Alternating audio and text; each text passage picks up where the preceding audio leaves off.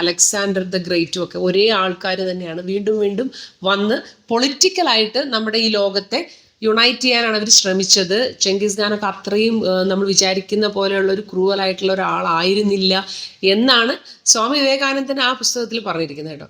അതിനുശേഷം അദ്ദേഹം പറഞ്ഞ ഒരു സെന്റൻസ് ആണ് എനിക്ക് സ്ട്രൈക്ക് ചെയ്തത്. അതായത് ഒരേ സോൾ തന്നെയാണ് ജീസസ് ആയിട്ടും ശ്രീബുദ്ധനായിട്ടും ശ്രീകൃഷ്ണനായിട്ടും വന്നിരിക്കുന്നത്, ഒരേ ജീവൻ തന്നെ ആകാം എന്നാണ് അദ്ദേഹത്തിന് അവിടെ വെച്ചുണ്ടായ അനുഭവം.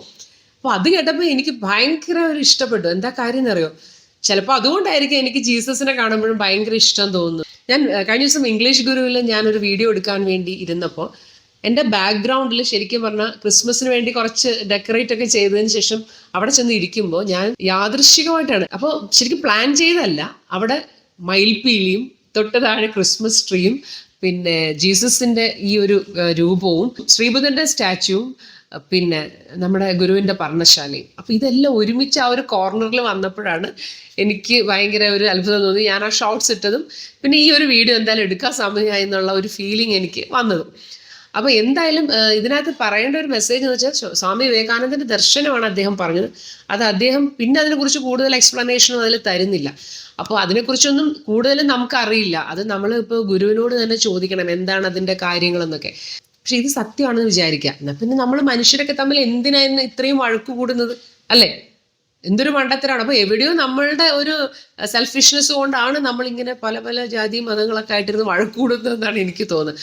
ആരെങ്കിലും അത് കറക്റ്റ് ചെയ്ത് തന്നാൽ എല്ലാവർക്കും കൂടെ ഒരുമിച്ചൊക്കെ ദൈവത്തിലേക്ക് പോകാമെന്നാണ് എനിക്ക് തോന്നുന്നത്. അപ്പോൾ എനിവേസ് എന്തായാലും ഞാൻ എൻ്റെ എളിയ അനുഭവം ഞാൻ നിങ്ങളോട് പറയാം. എൻ്റെ ജീവിതത്തിൽ ഏറ്റവും വലിയ ഒരു വിഷമഘട്ടത്തിലൂടെ ഞാൻ കടന്നുപോയ ഒരു കാലഘട്ടം, അതിനെക്കുറിച്ച് ഞാൻ വീഡിയോ ഇട്ടിട്ടുണ്ട്. ഡിവോഴ്സും കാര്യങ്ങളൊക്കെ നിങ്ങൾക്കിപ്പോൾ പല പ്രാവശ്യം പല വീഡിയോസിലും നമ്മളത് പറഞ്ഞിട്ടുണ്ട്. അപ്പോൾ എൻ്റെ ഫാമിലി ലൈഫിൽ അങ്ങനെ കുറേ പ്രശ്നങ്ങളായിട്ട് നിൽക്കുകയാണ്. പുള്ളി 2-3 പ്രാവശ്യം നാട് വിട്ടു എന്നൊക്കെ ഞാൻ നിങ്ങളോട് പറഞ്ഞിട്ടുണ്ടായിരുന്നു. അപ്പം അത് നിങ്ങൾ എൻ്റെ ആ വീഡിയോ കാണാൻ സമയമുണ്ടെങ്കിൽ എടുത്തൊന്ന് കണ്ടു നോക്കുക കേട്ടോ.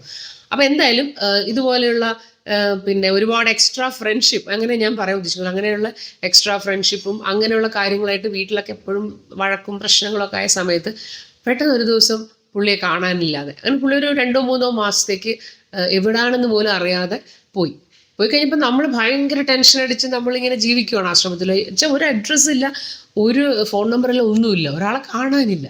അപ്പോൾ അങ്ങനെ നമ്മളിങ്ങനെ ഭയങ്കര, അപ്പം ഞാൻ എൻ്റെ കുട്ടികളെന്ന് പറഞ്ഞാൽ വളരെ ചെറിയ പ്രായം, അപ്പോൾ ഞാൻ ഇങ്ങനെ വിഷമിച്ച ആശ്രമത്തിലൊക്കെ ഇങ്ങനെ അലഞ്ഞു തിരിഞ്ഞ് നടക്കുന്ന പോലെ നടക്കുന്ന ഒരു സമയത്ത് പെട്ടെന്ന് ഒരു ദിവസം ഇങ്ങനെ പിന്നെ ആ സമയത്താണ് ഞാനിങ്ങനെ പ്രാർത്ഥിച്ചുകൊണ്ടിരിക്കുന്ന സമയത്ത് ഞാനിങ്ങനെ ഈ ഒരു ട്രാൻസിലേക്ക് നമ്മൾ വഴുതി വീഴുക എന്ന് പറഞ്ഞ പോലെ